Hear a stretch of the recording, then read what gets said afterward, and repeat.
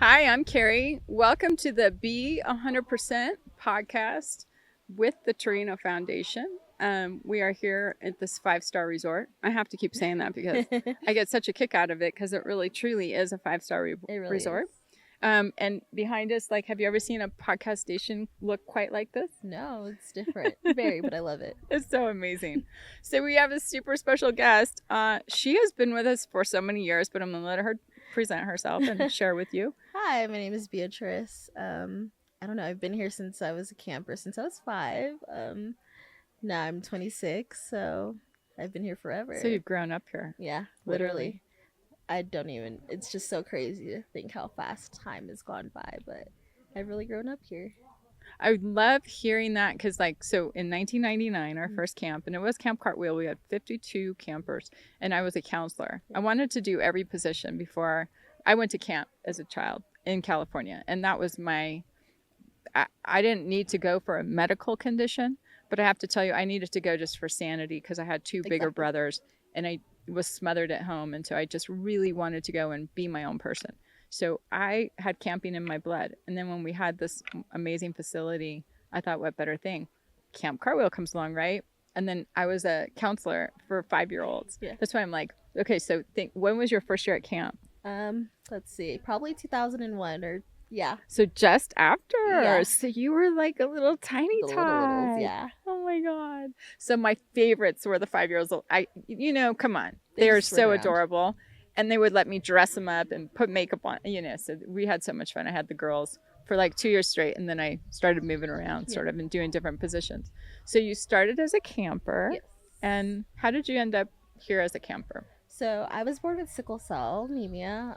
Both of my parents are from Ghana, so when they came here, they didn't really know about sickle cell when they had me. I actually have a twin brother, so he was born with nothing. But when I was learning how to walk, my parents kind of noticed something different about me, and so that's when they found out that I had sickle cell and it was genetic. And so yeah, they both had the trait, not knowing. And so my brother has nothing, my sister has the trait, and I'm the one who actually got the disease. So yeah. Well, okay. And so tell me then, like, how was it for you as a camper, but even as a child with sickle cell anemia? I mean, Yeah, it's a life altering. it is. Yeah. It's different because it affects mostly African Americans Hmm. because of it was adaptation of malaria, of course. So people kind of see you and you look okay, but they don't understand that it's within your blood, and just because your blood can't create that hemoglobin that has oxygen in your body, so that kind of causes that sickling and causes pain in your veins. So you may look fine, but you may be in pain. And so yeah, around 5 years old, come in here, I was very comfortable knowing that I had counselors that would kind of understand what was going on, and just knowing that there were nurses here too that could take care of me too if anything happened. Yeah. Mm-hmm. And so do you remember your first year specifically? Um, a little bit, but I can say if you guys know Moss, Yes. so she was actually one of my first counselors. Wow. I have a photo somewhere of me, little me and Moss, and just it was amazing. She's someone that I've known my whole life now. Her son is my age, so we're best friends. And yeah, she and Papa J just have been in my life since then. And yeah, They are amazing mm-hmm. humans, by the way. Yes, Those they are. so wow. Okay, so take us back like to when you were a camper. Were you afraid to, come and actually attend camp? Like when you knew Yeah. you were signed up Mm-hmm. and maybe the night before, 2 days Yeah. before, what were you thinking and feeling? I think there is that happiness. I'm gonna go out and have to be just outside, and it's different than usual. But being in an environment like this, having fun, so many things like swimming, like archery, like canoeing. I don't do those things on a regular basis. So coming out here, I was like, okay, yes, I get to go do all those things. But then also, it's like you have that anxiety of coming up here because you don't know what's gonna happen. Like for me, if I go in the pond as a little kid, I didn't really know how to take care of myself versus now. So like knowing if I go in the pond, I might get sick. If I'm too cold, that Right. could cause the sickle cell crisis. So as a little kid, just being scared that I would get sick and have to be sent home and not come back was a little bit of that Oh, anxiety. so you were more concerned about not coming Yes, back. Oh but I my loved gosh. it. I loved coming up here. I think I was always excited. My Yeah. parents loved dumping us here. Yeah. There's the parents that are scared to bring their kids. All right, And for all parents out there, yeah. we know you're not dumping yeah, your kids off. yeah, they're not dumb. They just loved Yeah, they love knowing that that you we got. had that place to come. Yeah. Yeah, so it was nice. I would not want nothing more Yeah. for my children than to get the freedom. Mhm. Freedom is really what it is, right? Exactly. Because when you have health challenges, let's be real, you know, it sometimes can limit you in certain ways Yeah. with your living and situations. Yeah, so I'm so happy to hear that it was more about, oh wait, I can't go home, so I can't come back. Yeah. Like Versus being scared to not yeah, come at all. yeah, exactly. Yeah. So did you feel like everyone was inviting? And Yes. and I'm asking you all these questions because you know a lot of campers when they I had two Mhm. friends who have children and they really want to come to camp. They literally backed out of fear Yeah. this year from coming again. So I thought, what is that message? What is that, you know, strong message that they're going to hear? Yeah. And just for them to feel like, okay, I can take that leap of faith. I have that strength. Yes. Or whatever that is. What would you say? I would say that I know it's scary for parents, I'm sure, to bring kids down here. And it is a different environment. You know, some of these parents don't have a lot of time left with their kids. And so giving 5 days, 4 days, where you might not be able to see these kids again next year, we kind of have to thank those parents that are willing to let their kids have these 5 days up here, because some of these parents are scared they might not know if they'll be able to come back. So I'm so understanding of that anxiety, and I sometimes wish we could bring some of the parents up here so they could see, like, hey, You this know. is where we're gonna be at. You know, Yeah. it's safe. We have people that are actually here to take care of your kids. You know, Mhm. it's an environment that we're prepared for any situation. We have doctors on call. We have people who are trained for this. You know, so Mhm. it's hard, but you know. Boy, you just made it so real. I know. She just like, oh, you know, harpooned me. Yeah, you're right. Sometimes parents don't know how much longer they have their child for. Yeah. In my many years, I have said goodbye to a lot of campers. So it's the toughest part of it all. But then I also remember like some of them, like Amelia and a couple others, where, you know, I was there with them through their camp experience, and I would never give that up. Exactly. And they wouldn't either. You know, I think they actually fought harder prior to camp so they could make it to camp. And then, you know, they said their goodbyes, and it's hard. Devastating. Yeah, devastating. It's very hard, very hard. So how are you feeling now, and like how is life for you now? Life is as an adult, yeah, right? And you're volunteering in the medical department. Yes. So it's crazy. So I started off as a camper, of course, and then turned 18, became a counselor for a few years. I graduated nursing school back in August of 2022. Yeah. So this is my first year up here as a nurse up here, and it's just such a different side of things. Yeah. I'm so used to having my own group of I was gonna campers. say, tell us how. We're not nurses. Yeah. None of us have had these medical experiences. Yeah, so. I'm learning every day because I usually work with adults. I'm on adult oncology right now. So working with these kids that I've known as campers and seeing like, oh, this is how they take these meds, or this is their diagnosis, and I'm learning so many different things. I'm seeing kids self-infuse themselves, knowing how to get Big their own step. vein. Yeah, Right. like it's just crazy seeing the other side of things and just enjoying it. You know, I've taken a lot of splinters out mostly, but I'd rather do the splinters than have to have a sick kid. But you know, I think there's got to be something really special when a camper comes in and they have a situation, and you talk to them and share with them whatever you do, and there's a connection there instantly, knowing that, you know, when you've experienced something similar or extreme and you have that same, you know, there's an emotional tie there that connects you guys, that helps you understand one another, and so it's you feel safe instantly. I'm sure I've had that experience already up here the first night. Good. I had a camper with my disease. She came into the cabin crying maybe around 10 o'clock. She was having a sickle cell crisis that was starting. She was in pain. She's not used to the weather up here. She's also her first time up here, So she wasn't expecting the freezing cold, and that is a trigger for sickle cell. And so she comes in crying, and I'm like, hey, it's okay, put a heat pack on her back. We're putting all these, giving her medication, and I have a heated blanket that I gave to her, and it's in her cabin. And so we're just making sure we're finding ways to help that crisis go away, and we're giving her just Motrin every 6 hours, and she's okay. She's loving it up now. Up here, she's having a blast, and I was just so glad that I was here to help her through that, because it is scary being up here the first time. Then you're getting pain, and you don't really know, you want to go home, but you want to be up here too. Yeah. So seeing that, and that's why I went into nursing, just to help people with my disease, because it's hard when you have a disease that people can't see, because you're in pain and you get used to it as you get older. And so just seeing her in that crisis, it reminded me of like when I was younger, and I've had crises up here, but all the nurses made sure that I was able to stay here, and being able to do that for her was just a huge thing. Yeah. You know, the stories that we hear while we're talking with all of you, while we're here at camp, it's extraordinary to me, and maybe this happens other places, but Yeah. I get to experience this, is talking with you guys, and after what you've been through, and then you guys pick these incredible careers where you're facing your own situation on a daily basis, like from your past experiences, and then choosing like to help them advocate for themselves and understand, educate them, just really bond in that way. It's so essential. Yeah. In our lives these days, it's like it's disconnectivity that's really destroying us. I truly believe that we're all disconnected.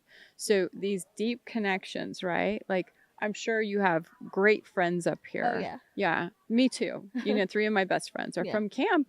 I'm like, and they're priceless individuals. Exactly. Just like Moss and Papa J. They're like, come up to Reno whenever you want. Or like I have my friends that I've known since I was 5, and we text each other every day. Like, those are my best friends for life, We bonded through an illness or anything. We all understand each other, and that's what makes camp so special, because we're all going through something on the outside, but we have this little sanctuary that we can forget about that for a few days. We're here disconnected from the real world, and I don't have to be scared of who I am. I'm able to be who I am here and making those genuine friendships, and we're all just here together. Yeah. I used to always say, this was one of my camp mottos, that's the necessary world. The city, right? It's necessary. Yeah. This is the real world. Exactly. This is truly who we are. I really believe that, when we get stripped away from all the crazy, all the labels. Oh my God, how many labels do you wear? Exactly. I think I wear 20. So, you know what I mean? Yeah. And it's just exhausting at some level. Then you come up here and your spirit and soul are renewed and refreshed, and it's amazing. Seeing these strong kids just living life and having the most fun. Like, don't you love that? Seeing these strong kids, and she's one of them. That's what's it's so beautiful. Yeah. You all have that same essence. Like, when you go through it and then you give back, and it just must be something in the fiber of, The craziest thing I remember having one of my campers. She was my overnight camper when she's 12 years old. She just graduated high school now. She's 17, and I'm like, oh my gosh, you're so old now. You're making me feel so old. And I never thought like I would ever get to that point, like, oh my gosh, my little camper's all grown up now. And it's like I have Moss who's seen me do that too. So it's just a nice thing to see up here. It's so funny that she makes me like, you didn't make me, but I feel like a grandma, right? So that's just hysterical, but it's all good, right? Different phases of life, and I have to say, it gets better as you go. Exactly. It does. It's beautiful. So this is our hard question. Yeah. You've been up here for so many years, but like, is there a standout moment where you were just convinced 100%, like, this is where you're supposed to be, or something that also maybe propelled you forward in your life? Like, I always hear camp gives us strength, which is a common saying, but more than that, like, what maybe great change did it bring for you? I think for me, just having to bond with people that understand me, and I'm not being judged for who I am, and just being able to be myself up here versus back at home, I'm kind of quiet. And here I'm loud and crazy. I was gonna say, what? I'm a little shy. Oh, what? You gotta get to know me first, but I don't know. I don't know. I just feel like up here, once you come up here, you never want to stop coming up. You always have to find a way. And it's like, I think about so many people that I've met through here, and I've seen people come and go, and just being here is the best thing I can do for myself. It's just like I disconnect from reality, and I meet these kids that change my life, and then I have my friends that I'm hanging out with in the middle of the night, and we're just laughing and doing fun things. But I don't think there's like one specific story, because there's too many to share about up here. But I just think being able to come back and just help people and just have fun. Yeah. I've always thought it wouldn't it be great if they had like, and I know this sounds a little weird, but my mind thinks weird things sometimes, but IVs, like, because a lot of kids get IVs, and they should put like Camp Essence on the IV bag. You know, like they're getting infused with Camp Essence, and it just, it's received differently. That magic. Yeah, it's and magic. Everyone talks about Camp Let Down, where you don't want to go home because everyone's like it's bawling. Real. That's a real thing. Yeah. That's like, I remember when I was younger, every time I would cry. Ah, me too. Even now, like some of these kids will start crying, and I'll start crying with them because I don't want to go home either. I wish I could be up here with you. Yeah, the hardest adjustment I had from camp to back to the necessary world was the nonsense that people thought was a thing. Yeah. I would just be like, I literally had to sort of isolate myself for a moment, because I found myself getting angry, and I was not really proud of that. But I just come from this space where you're all accepted, all loved. You know, we're one large family. You can't do anything wrong, really. You know what I mean? And then you go back there and you hear, you know, they're crying over things that I'm just like, and that's not with judgment. And it's really, I mean this without judgment. It's just, it was such a, you know, the perspective, the shift was harsh. So I had to always give myself like a week to come off of the camp high. Yeah. Because it's like these kids, they're going back to reality, and like you're coming here saying that everything is just so pleasant and sanctuary, and we're here in this beautiful place that is outside from the real world, and like having to go back and start working again and just socializing out here. You don't really do that when you're in the real world. You're working. You don't get that time to just sit next to people and just have different conversations and laugh. And I think that's the beauty of this place. Just being able to just have these relationships that you make with people and just have fun out here. I look at this place and I think the wonderful you know souls that have passed through here. Like, it's pretty extraordinary, right? Like, I just love that. All right, and then what's your superpower? I love that question. I know it's sort of played out, but I have to tell you, it makes us own something. I don't know, maybe my resiliency. There you go. Just pushing through life, you know, coming here and just being able to be a nurse and help these kids. And I just kind of think about my own personal journey in life, like growing up and having to deal with a disease that I'm not really comfortable sharing with some people at first, and then learning how to advocate for myself. And I got that from my mom and my dad, because they taught me at a young age to stand up for yourself, whatever's going on. And then going through nursing school with this disease that some of my professors didn't really understand, even though they're nurses too, and I'm fighting with them and teaching them things too. And I have my friends that are also learning things in nursing school, and just being able to push through in life. And nursing school was the hardest thing I ever did, I think, having sickle cell, but I did it. And now I'm able to just come up here and be a nurse for all these other kids, and see kids like me that are going to grow up one day and do something too, and just be resilient like me. It's beautiful. You're using all your gifts. I try. No, you really are. Like, it's so cool. I do believe everyone has a purpose in life, and absolutely, I do believe I want to advocate for those that just look like me. And you know, on the inside you might be having that pain, but on the outside you're fine. So that's just kind of what I've always wanted to do in life. That's the best superpower. It is. Did you ever go to Camp Independence? No, I never got to. I wish, but I've heard so many fun things about We had this thing called the big stick. Yes. You know, they had to learn to stick themselves. So they had these decorated sticks I mean, I'm telling you, these kids were so impressive. They would arrive and absolutely resistant to, you know, any type of sticking Yeah. themselves. And then when they would do it and get the big stick award, Mhm. absolutely Yeah. transformational. These kids would come as kids and leave adults. Yeah. It still, sends chills up my spine. Like, Yeah. my little hairs are raised right now. But yeah, I just wondered if you had.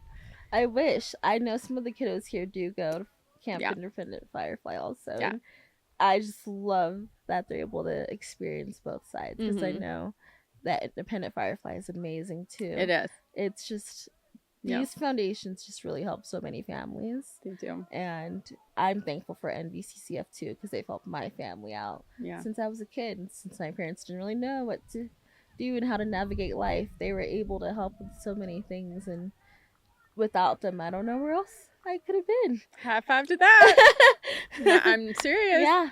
They help so many people. They do. They are an amazing organization. Yeah. Every single one that I've talked with today, I don't know how they would have gotten through their situation if it weren't for them. Exactly. And like even being a participate, I'm on the camp committee also, seeing how they plan this and how many months it takes for this to just come into like fruition and seeing all this. Wait a minute, I actually think I see some wings growing out of your back too. Oh my gosh. I guess that's why they call me Butterfly, I don't know. But I just, it's crazy just being able to volunteer and see what it takes to make this place special. It's a lot of work, but it's needed. Work. Yeah. It's a lot of work. It definitely is a tribe effort, I always used to say this is like you're creating a city up here. And I would liken it to going on a cruise is don't forget the thing you need at home because it's an hour away, right? But it's only an hour now, but it's not a big deal. Hey, so would you like to do a little promo for us? Oh, yes. Okay. So I know your personality is vivacious, but so every year, some volunteers and or campers, they're both challenged for different reasons, but volunteers, when we're in town and you're working and you got a full life and you have 1,000 excuses, which I'm not saying they're not good excuses, okay? But to volunteer, it's so hard, right? You tell your friends, you try to articulate, clearly like why it changes your life. Yeah. But I think it comes down to time, right? Yes. Is not making the time. And then B, the uncertainty. As we get older, I think you get more self-conscious of not fitting into a group where you're going off and meeting a bunch of, strangers. Yeah. Really is what it comes down to, right? Yeah. So I'm so curious, how would you convince someone to volunteer that is apprehensive for whatever reason? Well, I think I would kind of just tell them my story. Just let them know that, oh my gosh, I've been here since I was a little kid, since I was 5, and I've been here for almost 20 years in total, I guess. Yes. And that this place is in the middle of nowhere, but when you come up here, your life will change. You will not go back down the same when you leave this mountain. You'll see so many people with different stories like mine, and that when you go down there, you'll see life different. You'll learn that there's more things to life than to worry. Because these kids are not worrying about treatment. They're not worrying about going more things to life home, than worrying. Going to the doctor. Or they're just going to have fun. They're not worrying about what the negative may be.